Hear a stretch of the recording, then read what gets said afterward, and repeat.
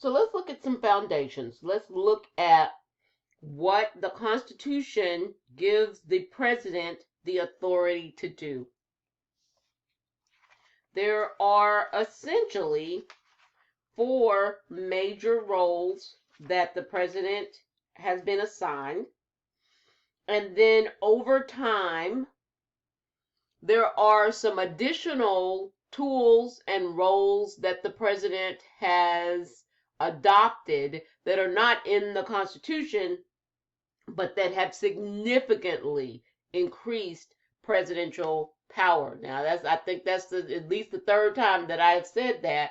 Modern presidents are much more powerful than was ever envisioned by the founders. They wanted to make an office where no one person could take over with a big personality. The power was supposed to be in Congress with all those people, with it spread out. They were trying to avoid demagogues. They were trying to avoid anything that looked like a monarch, because that was what they had fought so hard against. But let's look at what authority they did give to the president. Article 2, Section 2 says that the president is the commander-in-chief. The exact wording is the president shall be the commander-in-chief of the Army and Navy of the United States and of the militia of several states. If the president of the United States commissions or deploys the state guard, or the National Guard, which are the official militias of the state, then they have to follow the president's orders over the governor of the state where they are, where they are members of the military force. This also means that the president can set military policy, including who can come in and who can go out, and who will be the commanders. And anybody that is an officer is commissioned directly by the President of the United States. President is the chief executive.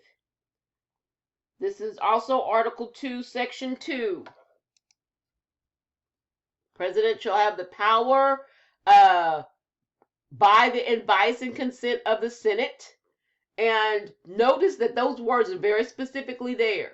Who has the power to appoint people to judgeships and to those secretary positions, and some of the assistant secretaries as well? The Senate. The Senate, and only the Senate, has what's called advice and consent. So any judge, we just had a judge sworn in.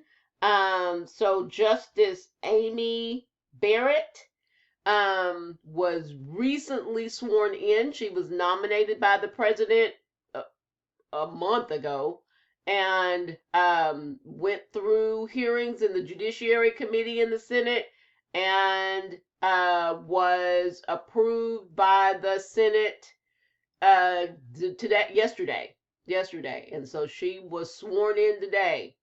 But the president gets to nominate all of those people.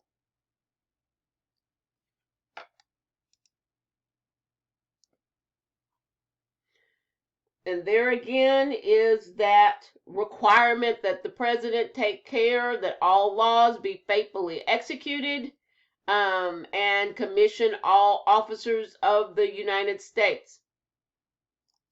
This means that the president actually swears in officers, either at the White House or on location. And the president is over all of the cabinet. And again, the cabinet is all those department secretaries, and their job is to carry out the business of that Congress has put into law. President is the chief diplomat. This is Article 2, Section 2. This means that the president has power to make treaties. Again, treaties. Any agreement that the president makes with a foreign leader that takes the form of a treaty has to be approved by the Senate. It's advice and consent of the Senate, and it is required that approval be 2/3 of the Senate. As you can imagine, over time, presidents got a little tired of sending treaties to the Senate and having all kinds of questions about why are you doing this? Can we have some more details? And so I know that George Washington had negotiated a treaty with France, and when he sent the treaty over for approval to the Senate, they wanted the notes from the meeting. And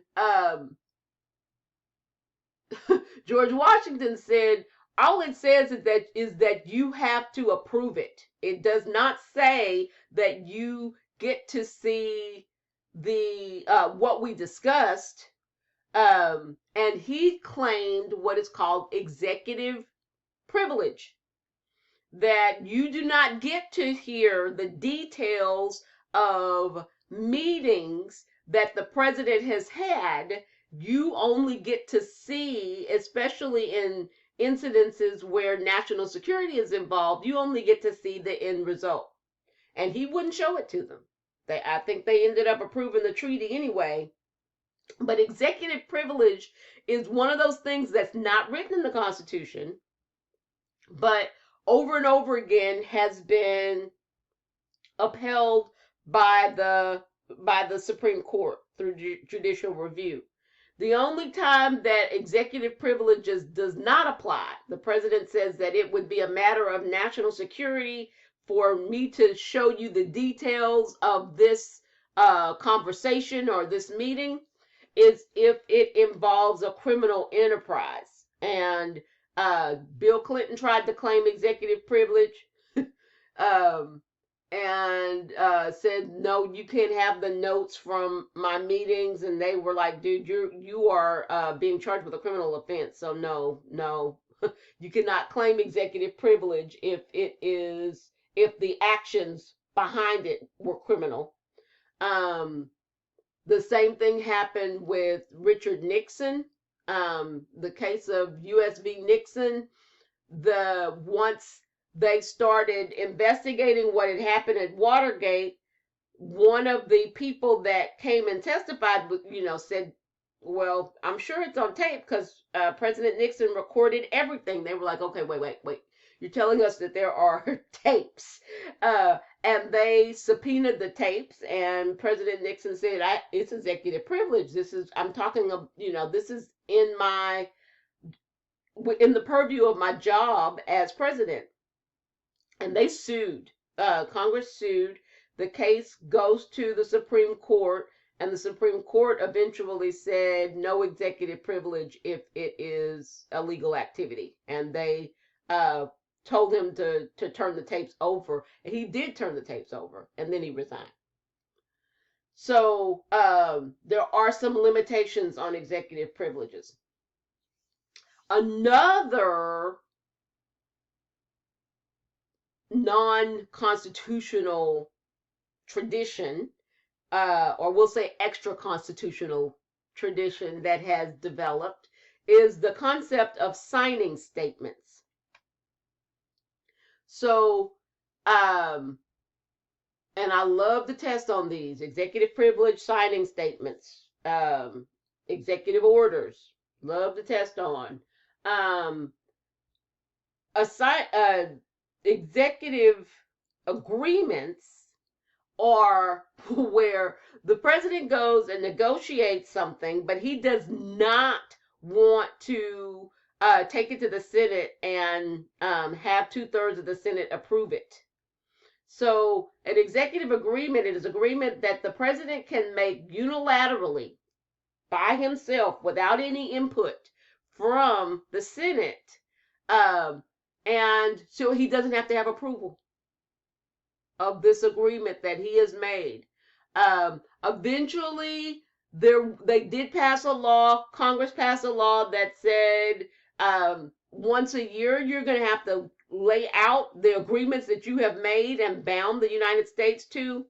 Executive agreements are like treaties because they are agreements between foreign leaders and the United States president, but they, unlike treaties, don't last past the presidency.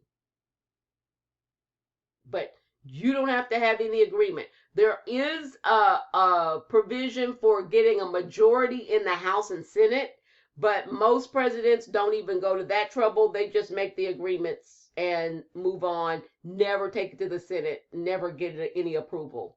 It's a lot of power. It's a lot of power for presidents to have. President also gets to appoint ambassadors and public ministers and consuls. All over the world, there are American embassies, and they are filled with ambassadors and ministers and consuls. They represent the United States government in those foreign countries. Number one, it is an indicator that we have good diplomatic relations with the country. Number two, if there are people from the United States traveling in the country, they are the representative of the United States. If you ever lose your passport or something happens to you, you get to the American embassy and they will take care of you. They'll look at your pictures. They'll look at what you have. They'll help you get a passport. They'll help you get back home. And all these people that represent the United States in England and France and Italy and Venezuela and Cuba even have been appointed by the president or nominated by the president and approved by the Senate through advice and consent.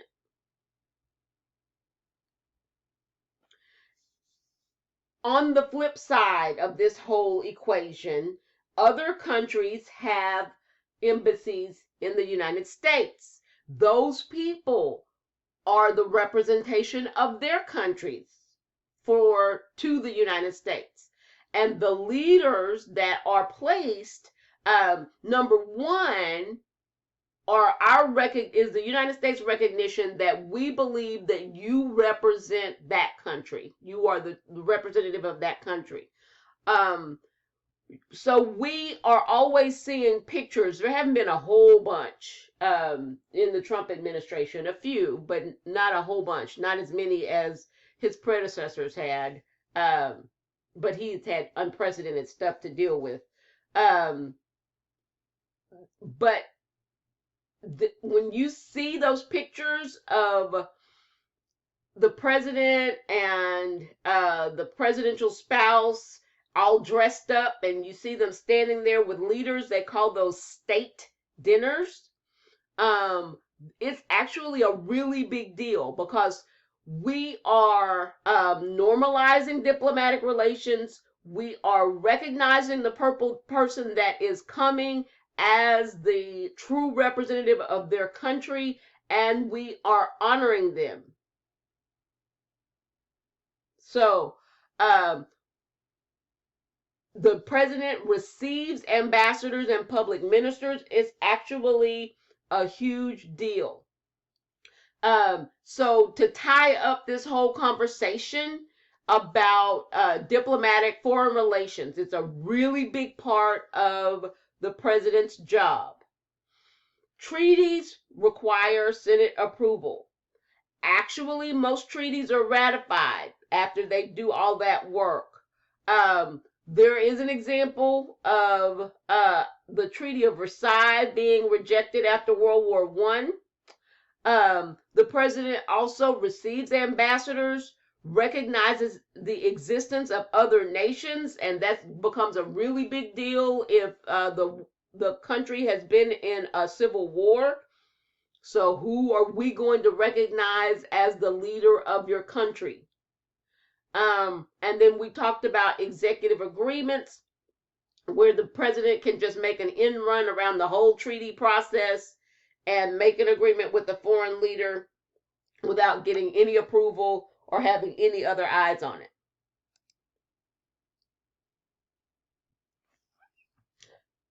The president is the legislative leader.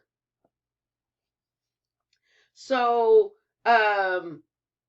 this is what the Constitution says. Number one, the president has the ability to convene Congress. Now, one of the things that is in the Constitution that the president is required to do is to give information to Congress about the state of the union.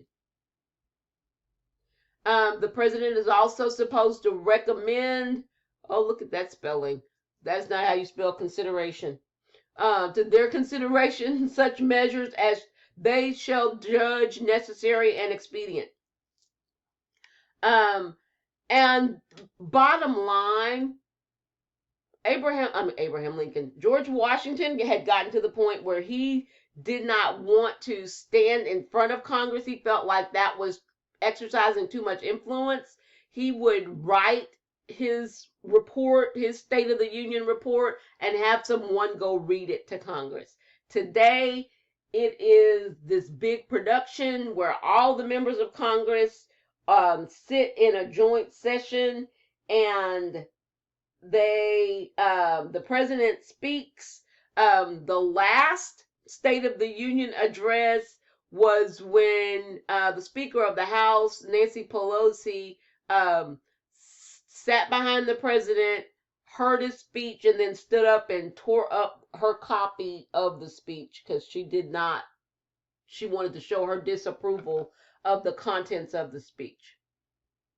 So it's a big production these days. What else does the president have to do with legislative power? Well, number one, first and foremost, no bill is going to become a law unless the president signs it. The president can veto bills, and it takes a huge production, 2/3 vote of both the House and Senate to override a veto. There are not a lot of records of vetoes. Andrew Johnson, the president that was impeached, vetoed a lot of bills because he was going back and forth. The Congress really wanted Reconstruction after the Civil War, and Andrew Johnson really didn't want Reconstruction.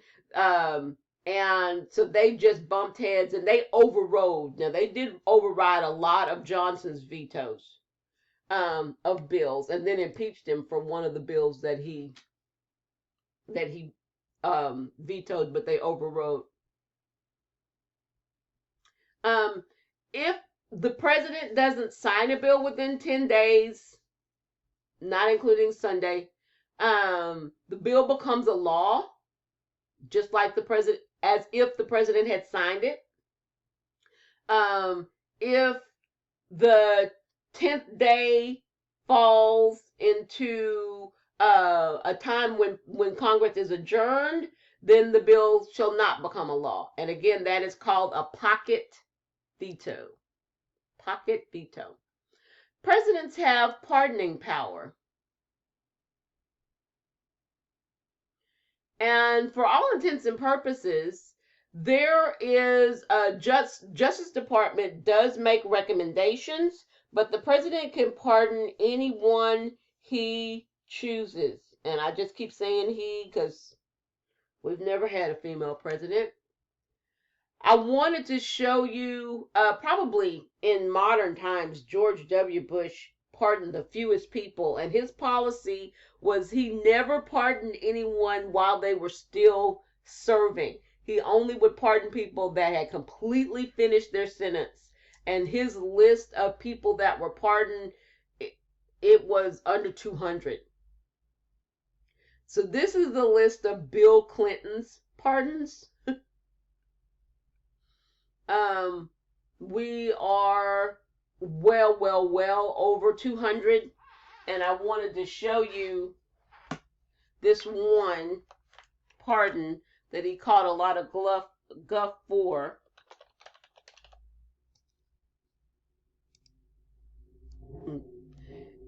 He pardoned his brother, Roger Clinton, for conspiracy to distribute cocaine and distribution of cocaine in January 20th, 2001. That's the day before he left office. He pardoned his brother. Oh, and then I guess he kind of did that so that he would they didn't have any hearings to ask him about it. So I guess that's kind of why he did that. Ooh, Roger was a thorn in President Clinton's side. Roger stayed in trouble and had several brushes with the law, public lewdness charges, and just all kinds of things that embarrassed. And then all of a sudden, Roger disappeared, maybe because he was in prison. But presidents can pardon anyone they want to, even sometimes over the advice of the Board of Pardons and Paroles in the Justice Department. President Trump has pardoned Joe Arpaio. He has pardoned Roger Stone, and I can only imagine who else is going to be included on this list in the next couple of months. But that is one thing. No advice and consent. The president just does it. It is meant to be a check on the judiciary, the judicial branch, because if the president believes that someone has been wrongfully convicted, then that is the way that they can just override the entire judicial process. President Obama pardoned a lot of people that were charged with marijuana offenses, and he was slowly moving toward. He was not enforcing federal marijuana laws. The Justice Department was not prosecuting people. Then he did that big pardon. Then he had a big party at the White House and invited all the people that he had pardoned to the White House. So whether or not people think it is advisable, presidents can pardon whoever they want to, and it's a huge power. Let's talk about the staff of the presidents. So we talked a little bit about the vice president. Now, this is Franklin Delano Roosevelt's vice president at his farm in Texas. This picture is a little deceiving. This was not taken while he was vice president, but he is famous for saying that the vice presidency is not worth a bucket of spit. Although many people dispute whether he said the word spit and maybe said it a word that rhymes with it. Franklin Delano Roosevelt was a very strong-willed president. He did not listen to or take advice. And so while his vice president had a lot of experience and a lot of knowledge, he did not really listen to or take the advice of the vice president. And a lot of times the vice president just sat idly. Now, this is a picture of Richard Cheney, also known as Dick Cheney. The photographer very astutely made the picture of Dick Cheney really, really clear and made the picture of the president, the actual president, George W. Bush, very blurry. Dick Cheney is widely believed to be the most powerful vice president we have ever had. And there's a movie that is out about the vice presidency, but it's kind of it's a little bit satirical. But he had unprecedented access, power, ability to run cabinet meetings. He argued with cabinet secretaries. He gave orders, and the president gave him that power, and the president can. As far as the Constitution is concerned, there is nothing in the Constitution that says exactly what the vice president is supposed to do. Recent presidents have traditionally assigned significant policy responsibilities to their vice presidents. This really started with Jimmy Carter in the 70s. Jimmy Carter said it really didn't make any sense to have somebody with that much political experience just twiddling their thumbs. And his vice president, Walter Mondale, he started putting him over things, and taking his advice and letting him run certain meetings, because he said it doesn't make any sense to waste all that talent. And so since then, presidents really have been leaning on their vice presidents. Vice President Pence is over the coronavirus task force. And there have been a couple of things that he has been assigned to that indicate that he has the trust of President Trump. So I talked a little bit about the 25th Amendment. By tradition, we have had a few vice presidents that took over the presidency when their president passed away. But in the 1960s, the late 1960s, we had just had a president assassinated in 63, and that was John F. Kennedy. And then his vice president was Lyndon Johnson. Lyndon Johnson became the president. And then Lyndon Johnson got really ill. And so in 1967, Congress approved, and by 1967, states had ratified the 25th Amendment. And so it put into the Constitution that the vice president becomes the president if the office becomes vacant. It also put provisions in that if the vice president becomes the president, then the vice president gets to pick his vice president, and that person has to be approved by Congress. There are also provisions for temporarily taking over the presidency or presidential roles if the president turns it over, or if the president is incapacitated, in the opinion of the vice president, can get approval from members of the cabinet and then go to Congress and actually take over the presidency by having the president declared unable to carry out his job. All right, let's talk about the executive office of the president. These are not cabinet secretaries. These are the people that work directly with and closest to the president. They take care of the president's day-to-day issues and the most sensitive issues for the United States. We'll start with the White House office, sometimes called the WHO. That includes the communications office, that gets out correspondence and talks to, puts out press releases and talks to the press.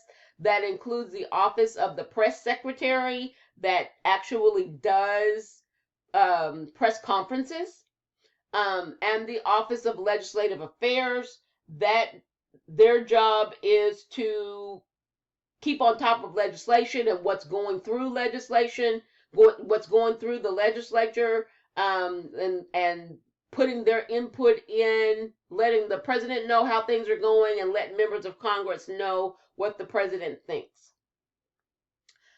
I think the Office of Management and Budget was formed by President Nixon, if I'm not mistaken. Their job is to watch and advise about the budget. They also manage the money that has been apportioned by Congress. They manage all of the departments, and they do audits of the departments to make sure that they're spending money the way that they should. Um, Congress also does that, but the Office of Management and Budget does it on a daily basis. National Security Council, their job is to deal with all manners of national security, both foreign and domestic, to advise the president, help him make decisions, let him know what's going on. You will see pictures of a whole bunch of people sitting around a table when big military maneuvers are carried out, like when the leader was killed in Syria. I believe it was Syria.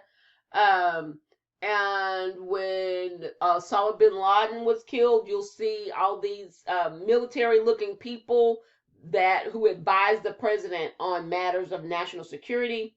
And finally, you have the National Economic Council, NEC. Notice that there's a whole bunch of acronyms: WHO, OMB, NSC, NEC, and they advise on the economy, how things are going, what the Fed is doing, and how things are going to affect the economy. So we call the departments under the president, and we have in several iterations seen these departments. Remember that the leaders of these departments are called secretary, everybody except for the Department of Justice, and that person is called the Attorney General. Sometimes we call these people that are closer to the president in his circle. And I just want you to note, none of these people have to be approved by the Senate. The president just gets to pick the people that serve here. And sometimes there's quite a bit of, because there's not a big process of going to Senate and getting approval, there's a lot of turnover in these positions. Usually not OMB, but other positions. Normally, there is not a lot of turnover in the departments. So these are the cabinets. The people in the executive office of president are called the kitchen cabinet because they're closer to the president. These people carry out the functions of the government. Department of Health and Human Services does all entitlements and health policy. Department of Housing and Urban Development, sometimes called HUD, does housing policy, manages from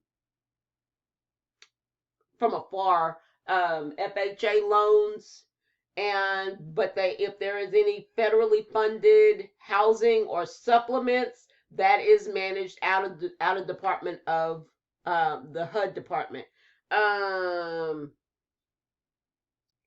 The HUD secretary is a guy named Ben Carson. Department of Education is headed by a lady named Betsy DeVos.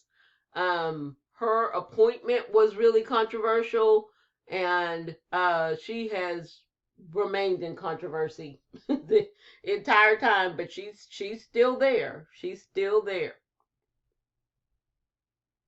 So because the cabinet is so huge, so you have a secretary, but they have hundreds of employees. It is very difficult to control. Sometimes problems arise. The president is not going to always be fully aware. The secretaries usually have to take the brunt of any problems that happen within their departments, and it's an interesting venture there. So let's talk about how presidents lead and the tools that they use for leading. It certainly helps a president to have public support.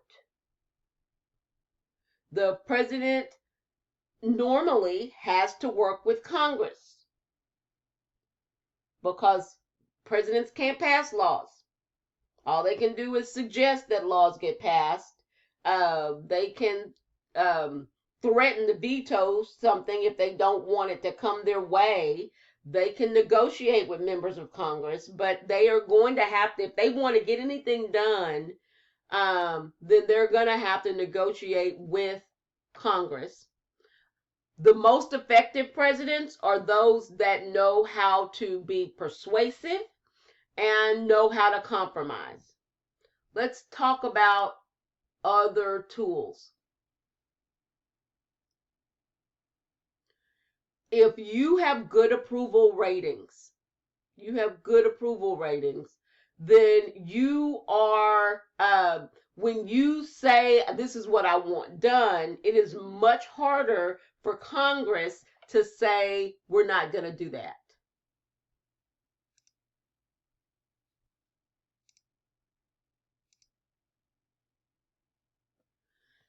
There are times when presidential approval ratings go down. Usually it is associated with economic dips. Now, let's talk about President Trump. President Trump's approval ratings have never been higher than 42%. And let's just look at some of these. So here's 40%. George W. Bush, especially in 2001, had really high approval ratings. George H.W. Bush had really high approval ratings before Desert Storm, and then they dipped way, way down. This must have been Iran-Contra, because you see President Reagan's approval ratings dip way down. So that was in the middle of a scandal.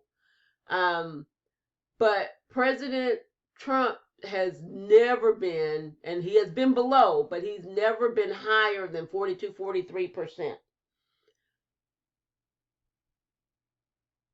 But President Trump communicates directly with people. This was perfected, we should say, by Roosevelt.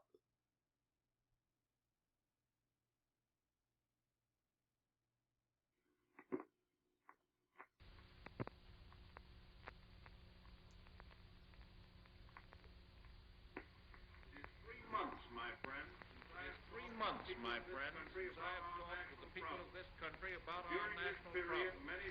But during this period, many things have happened, and I am glad to say that the major part of them have greatly helped the well-being of the average citizen.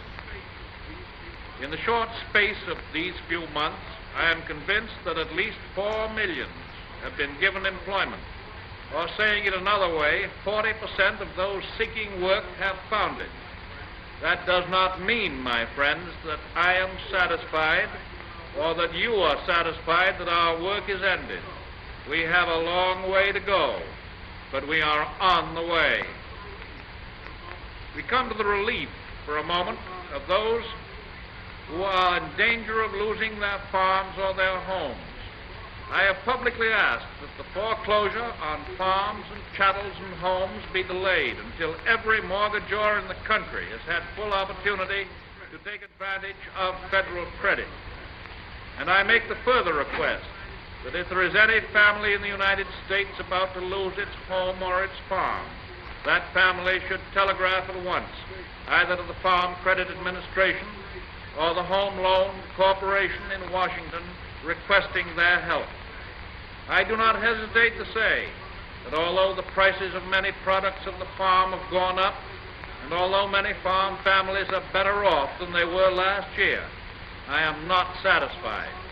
It is definitely a part of our policy to increase the rise and to extend it to those products that have as yet felt no benefit. If we cannot do this one way, we will do it another. This is Franklin Delano Roosevelt in one of many, either televised, most of them were on the radio though, recordings that he called fireside chats. He talked directly to the people, and he was telling them whatever the issue was. He was telling them, this is what I'm trying to do. And if you notice, he was like, you call my office and we will fix it. I'm calling for mortgagers to not foreclose until we can get this straight. We're going to see if we can fix the farms. And sometimes there were departments or commissions that were set up for these things. In this instance, there were.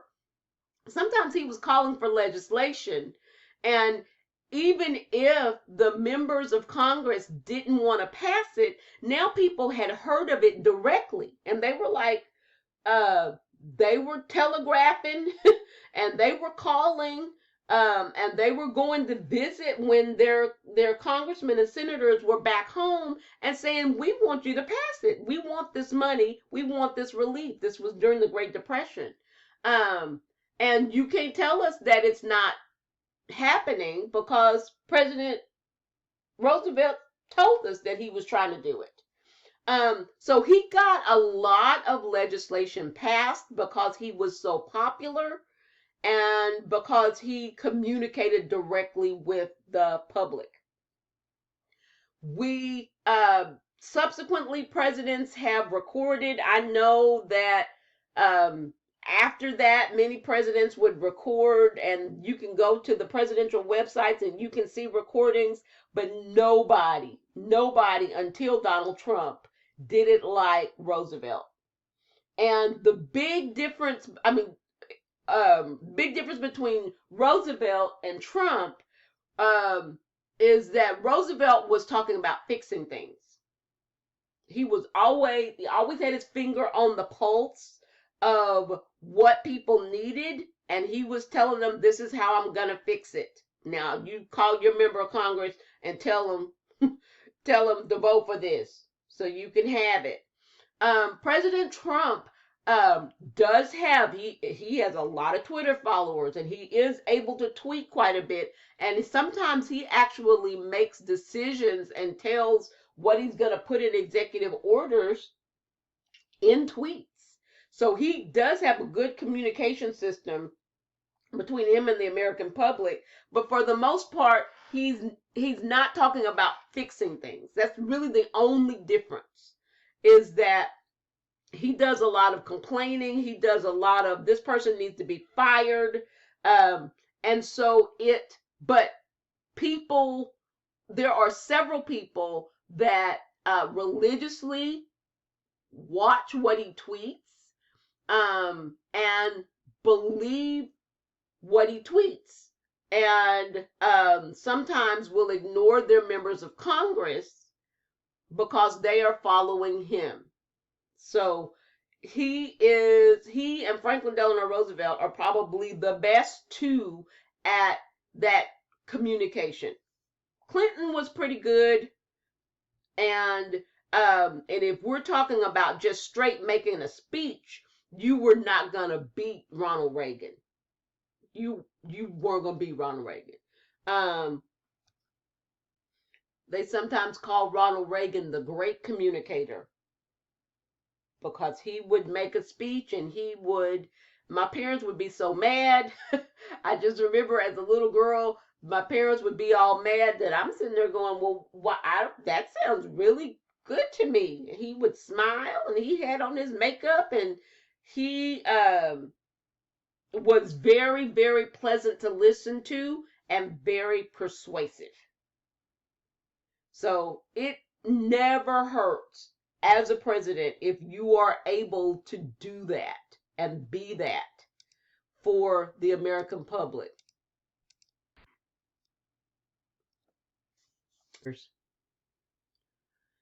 Executive orders have become pretty controversial. They are used a lot more now than when they first started. They are designed to allow the president to give directions to his cabinet. And so they cannot be about random issues. They can only be about issues that are under control of the departments. So like the president can make an executive order. I'll give you we'll just look. Truman commissioned a study of military. And in 1948, he wrote an executive order because he is the commander in chief of the military, right? He writes an executive order desegregating the military, 1948. There was no way that he was going to be able to get Congress in 1948 to pass a law desegregating Congress. But because he is commander-in-chief of the military, he had the right to do that. President Johnson made a rule about government contracts and about hiring within the executive branch. He instituted affirmative action through an order saying, this is how we are going to conduct ourselves in the executive branch. We are going to make sure that some of the people that get contracts have policies. We're going to make sure have policies that are not discriminatory.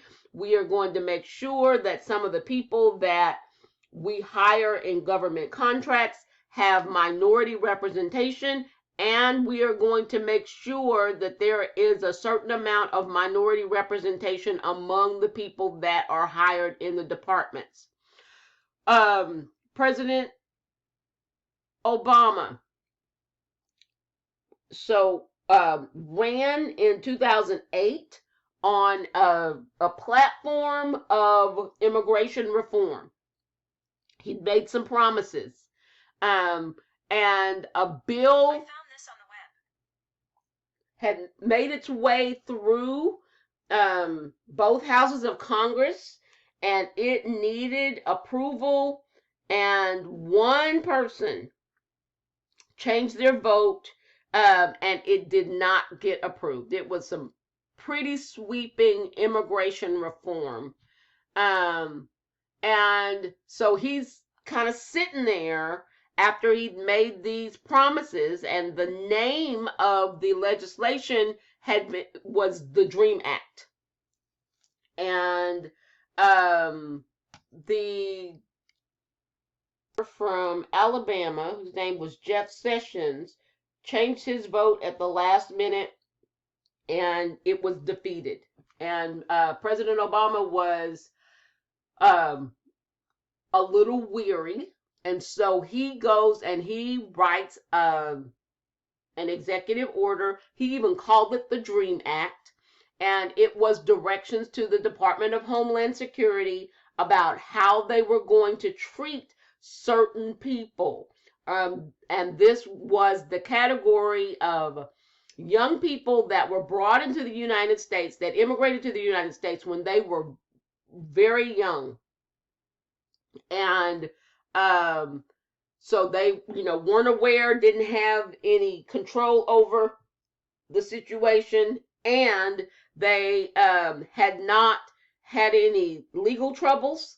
They basically, it was a promise. They paid some money, fill out an application, and the Department of Homeland Security promised that they would not be on the list for deportation.